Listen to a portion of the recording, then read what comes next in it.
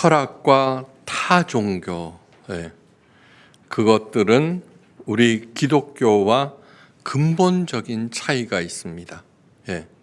근데 그것을 분명히 인식하셔야만 어둡고 깊은 수렁에 빠지지 않고 우리 하나님께서 주신 시간과 재능과 에너지를 정말 온전하게 사용하여서 에일의 복을 누릴 수 있습니다. 자, 철학과 타종교의 특징들은 무엇이고 우리들은 어떤 차이가 있는지 한번 들어보십시오. 자본론을 써서 공산주의의 기초를 마련했던 칼 마르크스 알죠, 그죠? 그 엄마가 이렇게 얘기했습니다. 자본에 대해서 책만 쓰지 말고 자본을 좀 모아보아라. 그러니까 무슨 말이냐면은 철학자 치고 부유한 사람, 철학으로 인해서 부유해진 사람은 찾기가 대단히 어렵다고 합니다. 거기에는 그만한 이유가 있는데 무엇이냐면은 철학자들은 언제나 내일, 미래, 현재 것들을 비판하면서 새로운 개념들을 만들어내는데 에너지를 집중합니다. 그렇기 때문에 오늘의 현실과는 언제나 부딪히게 되고 모순하게 되고 순응하지 못하니까 자연히 제대로 부를 누리지 못하는 것이죠. 자라투스트라는 이렇게 말했다라는 책을 쓴 니체도 이런 얘기를 했습니다. 철학자가 미래 시대를 사는 사람이라는 것을 빗대어서 이 책은 100년 후에나 사람들이 이해하게 될 것이다. 무슨 뜻인지 알겠죠, 그죠? 제대로 살려면 현실에서 잘 적응해 갖고 그것을 이렇게 해야지 부를 모을 수가 있잖아요, 그죠? 근데 철학자들은 그렇기 때문에 안 된다는 거죠. 자, 그러면 종교. 타 종교들은 신으로부터 복을 받겠다고 오늘의 상식에 벗어난 행동들을 집중시킵니다. 여러분, 맨정신으로서 세계 테마 여행에 종교에 대한 얘기 이런 것들 많이 나오잖아요. 기행. 그것을 기본 상식에서 이렇게 한번 들여다 보십시오. 얼마나 불합리한지. 중국 여행을 하다 보면 사원마다 정말로 향불로 자욱하죠, 그죠? 정말로 그거 피운다고 복 받을까? 그런데도 그렇게 열심히 하죠, 그죠? 왜 멀쩡한 다리를 놔두고 오체 투지를 해석하는 것일까? 왜 벽면 참선, 이 아름다운 세상에서 그것이 존경받을 것인가? 그죠? 그 다음에 갖은 구루들이 행하는 고행들을 보면서, 그런데 종교에서는 그걸 찬양하고 있죠. 근데 맨 상식으로 보면은 잘못되었다는 것입니다. 굉장히.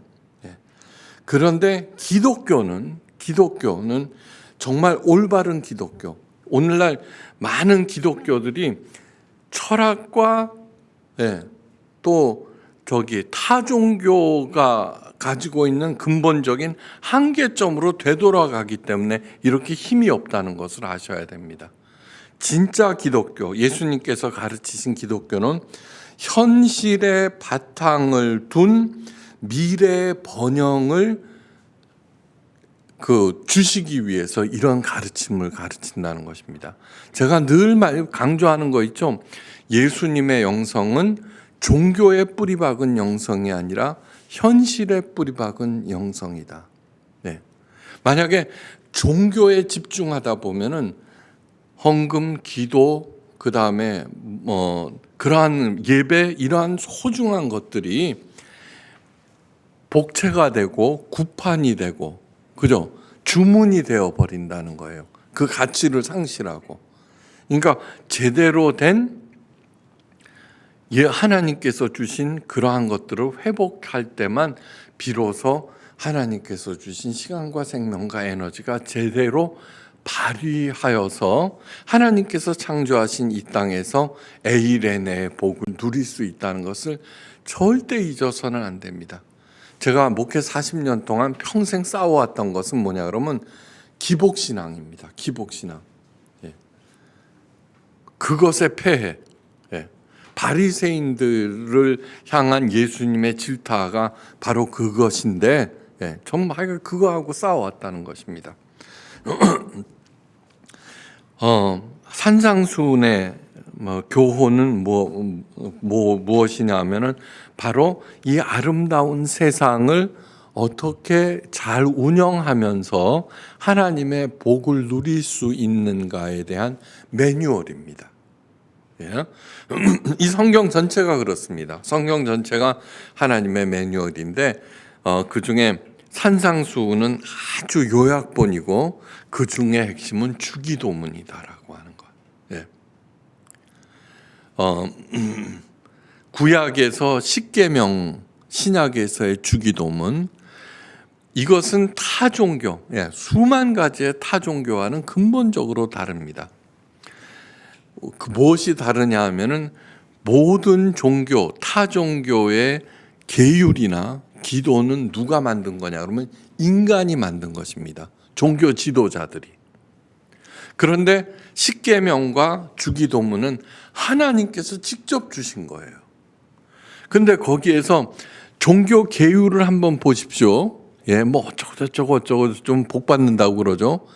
그런데 대부분이 뭐냐 그러면은 전도봉사 헌금과 같은 기도 이러한 것들에 관한 것들입니다. 그런데 하나님께서 주신 십계명과 주기도문 어디에는 전도봉사 헌금에 대한 얘기 한마디도 없죠. 그죠? 그렇게 교회에서 매번 강조하는 것이 정말로 중요한 것이라면 하나님께서 왜 빠뜨려 먹었겠습니까? 정말로 중요한 이 산상수훈은 하나님의 핵심 매뉴얼이라고 하는 것을 오늘 설교 말씀을 통해서 다시 한번 강조드립니다. 산상수훈과 주기도문을 가르쳐 주신 예수님께서 우리들에게 묻고 있습니다. 뭐냐 그러면 내 안에 있는 빛은 얼마나 밝으냐. 빛을 밝게 하기 위해서 가장 먼저 해야 할 일은 그 빛을 꺼트리거나 어둡게 만드는 것들이 무엇인지 아셔야 됩니다. 아셔야 됩니다. 그래야지 그 빛을 밝게 하면서 하나님의 복을 받을 수 있기 때문입니다. 자, 신앙생활에 열심히 하는 60대 부부 앞에 천사가 나타나서 소원을 한 가지씩 들어주겠다고 했어요. 아이고 좋아라, 드디어 하나님께서 우리를 알아보셨구나. 기분이 좋아진 할머니가 먼저 말했어요. 걸을 수 있을 때 세계 일주하게 해주세요. 천사가 웃으면서 그 소원을 들어주겠다고 했습니다. 할아버지 차례가 되었어요. 할아버지는 이 하나밖에 없는 절호의 찬스를 어떻게 할까 하고 생각하다가 할머니를 쳐다보게 됐어요. 그랬더니 할머니가 너무 늙고 초라해 보였어요. 그 안에 욕심이 확 생겼어요.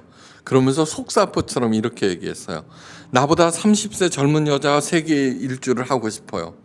천사는 그 소원 역시 들어주겠다는 말과 함께 사라졌어요. 사라진 직후 일어난 일이 뭐예요? 할머니 앞에는 갑자기 30년 늙어버린 할아버지와 세상 어디에든지 갈 수 있는 패키지 상품권 2장이 놓여 있었어요. 구해도 욕심을 따라 구하지 말라는 성경 말씀을 할아버지께서 잊어버리신 거예요. 그런데 이 우화를 통해서 이렇게 세상을 바라보면은 많은 사람들이 그러고 있다는 것을 저는 느껴요. 누구나 꼭 이루어졌으면 하는 소원들이 있습니다. 좋은 대학 들어가기, 좋은 직장 들어가기, 병이 낫기, 돈 걱정 안 하고 살기, 화목한 가정생활. 이 소원들을 이루기 위해서 정말 동분서주 열심히 살아가지만 제대로 이루어지지도 않고 한번 이루어졌다고 그러면 행복해지느냐 하면 아니요. 다음에 더 큰 또 다른 소원이 생기게 마련이고 또 그것을 추구하면서 살게 됩니다. 그래서 이렇듯 크고 작은 소원들을 쫓다가 대부분의 인생이 끝이 나버립니다. 우리 교인들이 바라는 바는 세상에서는 남부럽지 않게 잘 먹고 잘 살다가 죽어서는 천국에 가는 것입니다. 예. 그래서 세상에서는 어떻게 해서든지 돈을 많이 벌려고 하고 교회에 다니면서 신앙생활도 열심히 합니다. 그런데 이 생각 자체에 가장 깊고 어두운 수렁이 깔려 있음을 아셔야 합니다. 예.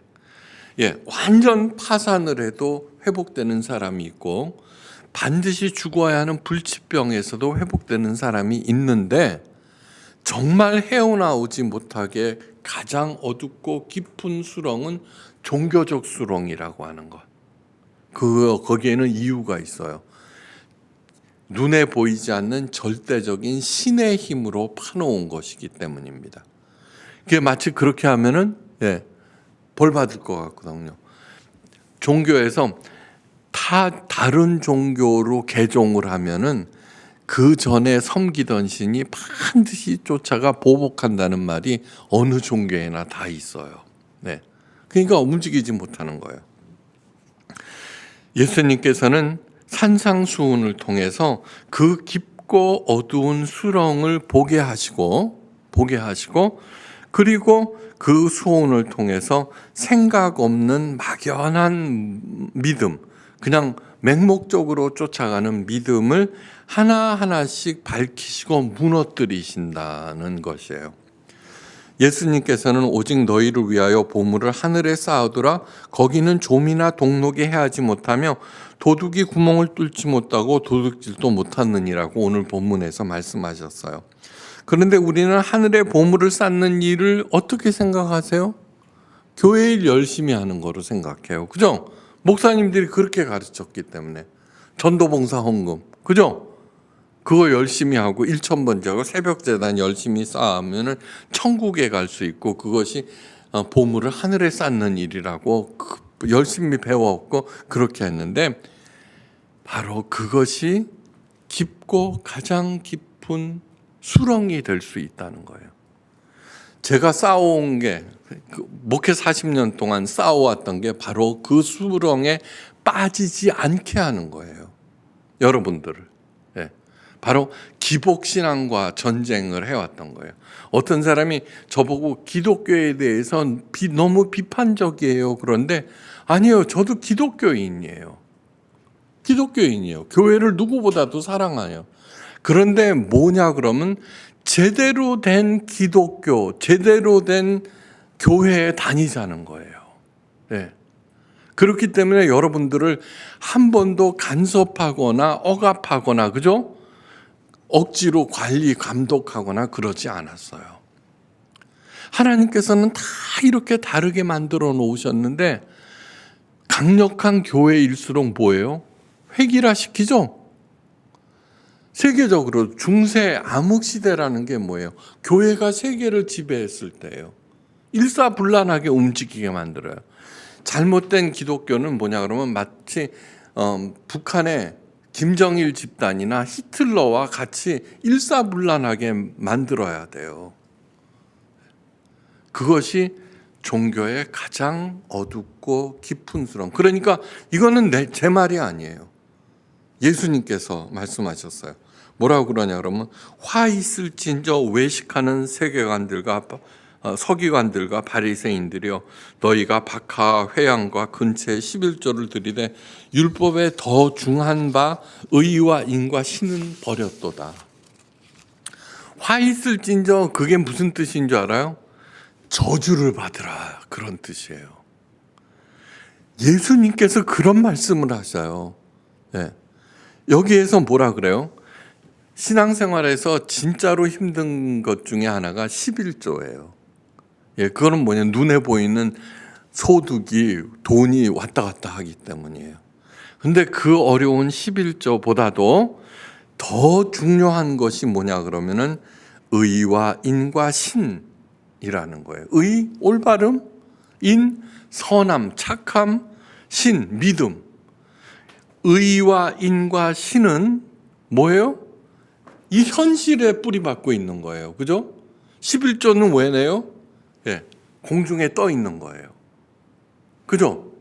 현실 생활하고는 달라. 그걸 내 갖고 내가 복을 받겠다는 그런 생각이지 의와 인과 신은 현실에 뿌리박고 있는 거예요.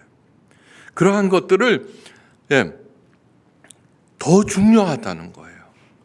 그렇게 해야지만 예수님께서 약속하신 오늘의 뿌리를 둔 미래의 번영을 소유할 수 있다는 거예요. 그래서 예수님의 영성은 뭐예요? 종교에 뿌리박은 영성이 아니라 현실에 뿌리박은 영성이라고 그렇게 열심히 강조하고 있는 것이에요. 예수님의 말씀을 잘 들어보면 우리가 배웠던 것이나 잘한다고 생각한 모두가 큰 문제가 있다는 것을 알게 돼요. 지금까지 열심히 거기에 대해서 너희가 그렇게 들었으나, 그죠? 너희가 그렇게 들었으나, 너희가 그렇게 생각하고 있으나 그거 틀린 거야 라고 계속해서 지금 말씀하고 계신다는 거예요. 예. 그 예수님의 산상수훈은 단순한 교훈으로 또 죽어서 천국에 가는 길로 생각해서는 절대로 안 돼요. 예수님의 산상수훈의 결론을 이렇게 내리십니다. 그러므로 누구든지 나의 이 말을 듣고 행하는 자는 그 집을 반석 위에 지은 지혜로운 사람 같으니 비가 내리고 창수가 나고 바람이 불어 그 집에 부딪히되 무너지지 아니하고 이는 주초를 반석 위에 넣은 용고라. 나의 이 말을 듣고 행치 아니하는 자는 그 집을 모래 위에 지은 어리석은 사람 같으니 비가 내리고 창수가 나고 바람이 불어 그 집에 부딪힘에 무너져 그 무너짐이 심하니라. 이 말씀의 핵심은 뭐예요? 집은 천국에 있는 그런 것을 얘기하는 게 아니라 구체적으로 비바람 맞고 바람 불고 하는 현실 세계를 얘기하는 거예요.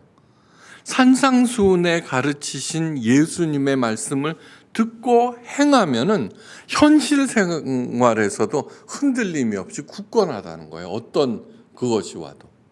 무슨 뜻인지 알겠죠? 그러니까 철학이나 종교처럼 뜬구름 잡는 것이 아니다라는 거예요. 네. 산상수훈의 가르침은 내가 하나님의 자녀로서 이 땅에서는 어떤 난관에도 흔들리지 아니하고 나아가서는 풍성한 삶을 누리다가 그 삶이 영원한 하나님 나라에까지 이어져 완성되는 가장 중요한 유일한 길임을 명심해야 할 것이에요. 저는 제 자신의 인생을 이렇게 되돌아보면서 제가 그래도 예수님의 말씀대로 작은 증거가 되었다고 자부하고 있어요. 저는 목회에 적합한 사람이 아니에요. 네. 겉으로 보기에는 뭐 이러지만 굉장히 내성적인 사람이에요. 내성적인 사람의 특징은 뭐예요? 사람을 만나서 이야기하면 지치는 사람이 내성적인 사람이에요. 새 힘을 얻기 위해서 사람들을 만나면서 새 힘 얻는 사람들이 있죠. 외향적인 사람이에요. 근데 저는 사람 만나서 얘기하고 그러면 지쳐버려요. 혼자 있어야 돼요. 그런데도 불구하고 꾸역꾸역 여기까지 왔잖아요. 네, 왔잖아요. 제가 여러분들을 관리, 감독, 감시해 본 적 단 한 번도 없어요. 저는 목사로서의 내 정체성을 하나님 마음을 읽어주는 사람이라고 생각하면서 열심히 하나님의 마음을 알려드렸어요. 그 말씀을 듣고 개성과 특성이 다른 여러분들이 각자 다르게 반응하면서 각자 다른 다양한 삶의 터전에서 하나님의 영광을 드러내기를 바래서 그랬던 거예요. 그냥 감시할 필요가 없죠. 근데 한국의 유수한 한 신학자가 어떤 사람한테 전해 들은 말이에요. 특별 강연에서 이런 말을 했대요. 모든 목사들 중에 하나님의 마음을 가장 잘 읽어주는 목사는 신땡땡 목사다. 저는 그 말씀을, 그 전언을 듣고 너무너무 감사했어요. 왜요? 저의 노력, 애씀이 그래도 알아주는 사람이 있구나. 여러분들이 누구보다도 그런 사람들이 되시기를 바라요. 아셨죠? 하나님의 말씀을, 하나님의 마음을 잘 보고 거기에 부합하여서 각자의 삶에 자에서 존경받으며 번영을 누리는 것. 바로 그것이 에이레네라 그랬죠.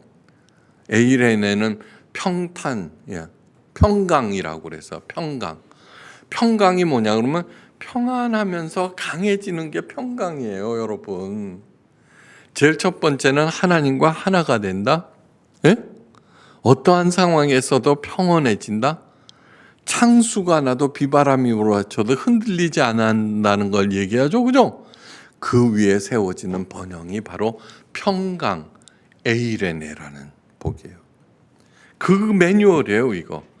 그런데 안 하시겠어요? 하셔야지. 예. 요즘 교회에서 가르치고 있는 두 가지 큰 오류.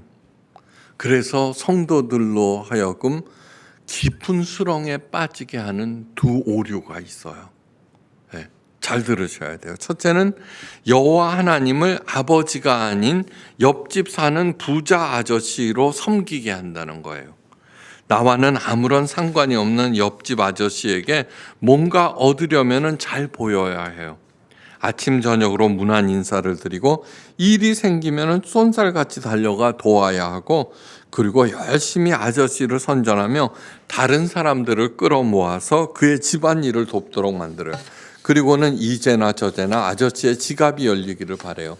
그런데 가끔 푼돈을 던져줘요. 그것도 감지덕지 아저씨가 은혜를 베풀었다고 동네방네 소문을 내요. 그것이 소위 간증이죠, 그죠? 여러분, 진짜 큰 은혜가 뭘까요? 복권에 당첨되는 거? 아니요. 숨 쉬는 거예요. 봄을 하나님의 선물로 받아들이는 거예요. 이 성경 자체가 가장 큰 선물이에요. 그 다음에 하나님의 마음을 내가 이해하고 거기에 올바로 반응하는 것 자체가 복 중의 복이라고 하는 것. 하나님께서 자기 자신을 사랑의 대상으로 내어주신 것 자체가 복 중의 복이에요. 그걸 아셔야지. 그거 새벽 기도, 새벽 재단을 쌓았더니 그 치킨집이 대박이 났다는 둥. 제발 그러지 마세요. 네. 둘째는 뭐냐 그러면 여호와 하나님이 내 부모인 줄은 알지만 그런데 사랑하지는 않아요. 예. 그래서 각자 살 길을 찾아 부모 곁을 떠나면서 복이나 내려주시기를 기다립니다. 그런데 시골 부모님 땅값이 천정부지로 올랐어요. 그러자 도시에 살던 자녀들이 바빠지기 시작했네. 예, 1년에 한두 번 가던 게 매주 가요. 왜요? 유산 때문에. 그 마음을 부모님이 모를까요? 굉장히 서글플 거예요. 예. 여호와 하나님은 우리의 중심을 꿰뚫어 보세요. 예. 이러한 신앙 행태, 기복신앙은 하나님의 당당한 자녀들을 요리조리 눈치나 살피는 거지로 만들고 애는 애대로 쓰다가 그 마음은 비참해지고 황폐해지고, 예, 그렇게 하는 거예요. 바쁜데 더 바쁘게 만드는. 그래서 예수님은 이렇게 결론을 내리셨어요. 내 보물이 있는 그곳에는 내 마음도 있느니라. 이 얘기는 뭐예요? 나의 관심은 하나님과의 사랑인가 아니면 그분께서 주시는 복인가? 살피셔야 돼요. 성경의 권력 결론은 하나님을 가장 사랑하면은 당연하죠, 그죠? 그거 추구하지 않아도 사랑하는 사람에게 다 주시잖아요. 자기 아들까지 주시는데 딴 거 안 주시겠어요? 네. 여러분들의 삶 자체가 하나님을 가장 사랑하고 그 예수님의 그 산상수훈 가르침을 받아서 어떤 경우에도 흔들리지 아니하고, 네, 그렇게 되시기를 간절히 축원해요. 여러분들의 삶이 그 증거가 되기를 간절히 바라요. 네. 예수님께서 말씀하세요. 눈은 몸의 등불이니 그러므로 내 눈이 성하면 온몸이 밝을 것이요 눈이 나쁘면 온몸이 어두울 것이니라. 내 눈은 무엇을 보고 있느냐? 하나님 아버지를 보느냐? 아니면은 무병장수와 부귀영하냐? 예. 아브라함은 100세 때 얻은 이삭을 바치라 하나님의 명령을 듣습니다. 모리아 산으로 가는 사흘 동안 밤낮으로 무엇을 생각했어요? 단 하나예요. 하나님이냐 이삭이냐. 그런데 아브라함은 긴 고민 끝에, 왜 안 그렇겠어요? 그죠? 긴 고민 끝에 하나님을 택하기로 한 거예요. 그리고 그 이삭의 가슴에 비수를 꼽으려는 순간 아브라함을 급히 부르시는 하나님의 음성이 들려왔어요. 내가 내 아들 내 독자라도 아끼지 아니하였으니 내가 이제야 하나님 나를 경외하는 줄, 사랑하는 줄을 알았노라. 예. 아브라함의 그 길고 험한 여정은 그 무엇보다도 그 누구보다도 여호와를 사랑하는 마음을 얻기 위한 것이었어요. 그러니까 아브라함이 대신 고생해 준 거예요. 그죠? 그러니까 우리들은 뭐예요? 사랑이라고 하는 건 뭔 줄 알아요? 자꾸 내 마음을 몰아가는 거예요. 몰아가는 거. 하나님을 가장 사랑하기로. 이것과 저것과. 야, 내가 저 일을 하면은 하나님이 슬퍼하시겠지. 요즘에는 많이 드물어졌어요. 드문 게 아니라 오래됐어요. 그전에는 정말 현금 따발 들고서 저를 찾아오는 사람이 있었어요. 안에 보면은 우리 할머니 얼굴이 그려진 집회. 신사임당. 나만 와요, 나만. 입마이 포켓할 수 있잖아요. 그리고 그 양반이 뭐라 그러냐 그러면 좋은 데 써주세요 그래요. 내가 좋은 데 쓰면 되잖아요. 네. 우리 교인이 아니에요. 다른 교인들이에요. 그런데 그걸 갖다가 집을 파는, 내가 그거 보면서 한국 크리스찬 참 신실하구나 그런 걸 느껴요. 근데 갖다 주면 닦아 쓸 것 같거든요. 그러니까 저한테 갖고 오는 거예요. 예. 그런데 저는 뭐예요? 교회에 반드시 바쳐요.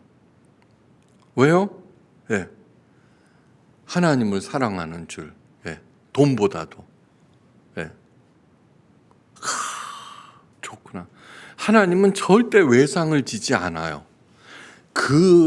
여러분들의 삶이 그 증거가 되셔야 돼요. 저는 제 삶이 요만한 작은 증거라도 되는 것을 감사하게 생각해요. 감사하게. 네. 그러면서 하나님을 가장 사랑할 때 여호와 산에서 이 모든 것이 준비되리라 이래요. 그게 여호와 일이 아니에요. 하나님을 가장 사랑할 때 자기의 가장 사랑하는 이삭과 함께 모든 것이 준비되는 복을 누린다는 거예요. 그걸 왜 안 하겠어요? 그죠? 열심히 하시기를 간절히 바라요. 네. 그래서 아브라함을 믿음의 조상이라고 그러는 거예요. 네. 네. 스스로에게 물어보시기를 바라요. 하나님을 가장 사랑하는가? 만약에 그렇다면 아무 걱정하지 마세요. 네. 아무 걱정하지 마세요. 왜요? 네. 절대로 하나님께서는 너 사랑 안 했어? 네. 질투하는 하나님이라는 표현이 있어요. 그래서 벌 내리시는가 보다. 그렇게 생각하는데 천만의 말씀이요. 절대 아니에요. 뭐냐 그러면 꼬마들한테 그러죠. 그러면 아빠가 이놈 할 거야. 뭐 이러잖아요. 너 그러면은 다리 몽둥이 분질러 버릴 거야. 그 말하고 똑같아요. 네. 하나님께서는 가장 사랑하세요. 지옥에 절대로 안 보내요. 근데 지옥은 뭐냐? 우리는 다 양 같아서 제 길로 갔더라. 그러니까 하나님을 사랑하냐, 재물로 사랑하느냐. 하나님보다도 더 사랑하는 것, 그거를 따라갔다는 얘기예요. 그게 지옥이라는 얘기예요. 그러니까 저는 그것을 안 따라가기 위해서 그렇게 해보는 거예요. 시험의 순간마다 언제든지 하나님을 택하기로. 사랑은 뭐예요? 마음 몰아주기예요. 아무리 꼴보기 싫은 사람도 오늘부터 저 사람을 사랑하기로 했어. 마음 먹으면은 마음이 자꾸 가게 돼 있어요. 특히 이 코로나 시대에는 그런 마음이 어느 때보다도 필요한 거예요. 그렇게 되시기를 바라요. 그래서 예수님께서 라오디게아 교회를 향해서 이렇게 말씀하세요. 내가 말하기를 나는 부자라 부요하여 부족한 것이 없다 하나 내 곤고한 것과 가련한 것과 가난한 것과 눈먼 것과 벌거벗은 것을 알지 못하는도다. 이같이 미지근하여 더웁지도 아니하고 차지도 아니하니 내 입에서 토하여 내치리라. 하나님을 가장 사랑하시기를 간절히 바라요. 네. 하나님을 가장 사랑하는 데서 한 걸음 더 나가야 한다고 오늘 성경 말씀은 가르치고 있어요. 예수님께서 하늘의 보화를 쌓아야 한다고 하시면서 한 가지 중요한 질문을 하세요. 내게 있는 빛이 어두우면 그 어두움이 얼마나 하겠느냐. 다른 말로 하면은 내게서 얼마나 많은 빛이 나오느냐를 묻고 있는 거예요. 예. 제네럴 일렉트릭의 전설적인 CEO 잭 웰치는 회사 임원을 선발할 때 반드시 점검하는 가장 중요한 포인트가 있어요. 그건 뭐냐 하면은 그 사람으로 인하여 부하 직원들이 얼마나 발전했는가 하는 거예요. 다시 말해서 그는 부하를 살리는 사람인가 아니면은 수단으로 이용해 먹는 사람인가를 체크한다는 거예요. 아무리 능력 있고 똑똑해도 남을 이용하는 사람이라면은 그에게서는 아무런 빛도 나오지 않아요. 네. 여러분 남을 이용해 먹으면서도 들키면 안 되니까 막 위하는 척하는 사람들이 있죠. 그거는 이중의 죄를 범해서 더 어두워지는 거예요. 진짜로 무서운 건 뭐예요? 자기 스스로가 어두워진다는 거예요. 그러면 그럴수록 더 깊고 어두운 수렁에 빠진다는 거예요. 그러니까 그럴 때는 얼른 돌아서는 게 훨 이득이에요. 예? 그러니까 퍼주고 망한 가게가 없어요.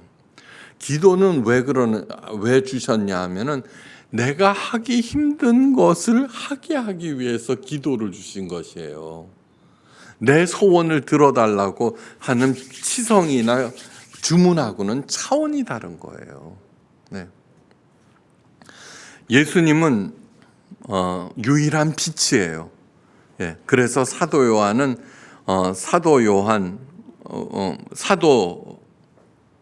요한복음 1장 4절에서 예수님을 빛이라고 해요. 그 안에 생명이 있었으니 이 생명은 사람들의 빛이라. 그죠? 예수님의 빛이신 이유는 딱 한 가지예요. 자신의 목숨까지도 남을 살리는데 오로지 그 일에만 사용했기 때문이에요. 네. 예. 우리 교회에서 코로나 사태를 통해서 세상 그 어떤 70억 인구가 생각해 보지 못한 가장 먼저 재난지원금을 지급했다는 사실을 알아요? 그것도 뭐 10만 원에 100만 원씩 매달 지원했어요. 여전히 유효해요. 왜요? 남을 살려야 된다는 거. 이번 사태를 통해서 제가 결심을 한 거는 뭐냐 그러면 이 코로나 사태로 절대로 좌절하는 사람 단 한 명도 없게 하겠다. 우리 교인들 중에. 그리고 한 거예요. 그러니까 절대로 자존심 내세우면 안 돼요. 예. 하나님은 누구? 아버지, 교회는 누구? 어머니예요. 여러분 용돈 떨어지면 누구한테 얘기해요? 이유와를 막는 부모님한테 달래죠. 그런 마음으로 꼭 연락하세요. 어떤 경우에도 좌절하고 주저앉는 사람 안 만들 거예요. 예. 우리 교인들 중에. 예. 진정으로 유익한 존재가 되기 위해서는 진정으로 살리고 도와주려는 마음, 바로 그것이 예수님을 품는 것이고 예수님의 마음을 내 마음으로 만드는 것이에요. 그때 빛이 나오기 시작하는 거예요. 빛. 네. 복받기 위해서 칭찬받기 위해서 그 일을 하거나 생색낸다면 그 순간 뭐예요? 빛이 꺼져버리는 거예요. 네. 오늘 배워야 할 게 그거예요. 랍비가 제자들에게 물었어요. 언제 새벽이 오는 것을 아느냐? 그러자 고양이와 양을 구별할 수 있을 때 새벽이 온 것을 압니다. 또 다른 제자가 얘기했어요. 무화과 잎과 포도나무 잎을 구별할 수 있을 때입니다. 그러자 랍비 선생님이 얘기했어요. 모두 다 틀렸다. 이웃이 내 눈에 보일 때 어두움이 걷히고 새벽이 오는 것이다. 너무너무 멋진 말이죠, 그죠? 이 얘기는 뭐냐 그러면 내가 예수 그리스도의 마음을 품고 낮아지고 그 다음에 다른 사람들의 곤고함이 보일 때 내 삶의 새벽, 빛이 오기 시작했다는 그거예요. 이것은 무엇을 하든 어떤 직업에 종사하든 반드시 성공한다는 그런 약속의 말씀이기도 해요. 그래서 이사야 선지자가 하나님의 명령을 이렇게 전해요. 일어나 빛을 발하라. 일어나 빛을 발하라. 이는 내 빛이 이르렀고 여호와의 영광이 내 위에 임하였습니다. 내가 비록 보잘것없지만 이제 하나님의 자녀로서 예수님과 함께 남을 살리러 떠날 때 자연히 빛이 나오게 되고 하나님의 영광이 우리를 호위하고 그 마음을 점점 크게 할 때 내 안에서 나타나는 빛이 점점 더 밝아지고 내 삶은 점점 풍성해진다는 거예요. 그래서 마침내 30배, 60배, 100배의 결실을 맺고 그 많은 수확으로 남들 베풀면서 나는 향유하면서 살다가 주 앞으로 가는 게 우리 예수님께서 우리 모두가 살아내기를 바라는 그러한 인생인 거예요. 그렇게 사시기를 주의 이름으로 간절히 축원합니다. 기도하십니다. 하나님을 가장 사랑하며 그 사랑의 대상으로 그 엄청나신 존재를 제 앞에 허락하심을 진심으로 감사합니다. 언제나 예수님께서 가르쳐 주신 이 세상의 매뉴얼대로 열심히 행하고 내 흩어지는 마음을 하나님께로 돌릴 때 마침내 30배, 60배, 100배의 결실을 맺게 하시고 끝도 없이 베풀고도 남는 우리 모두가 되게 하옵소서. 머리 숙여 진심으로 감사드리며 모든 말씀 우리 주 예수 그리스도의 크신 이름으로 간절히 기도하옵나이다. 아멘.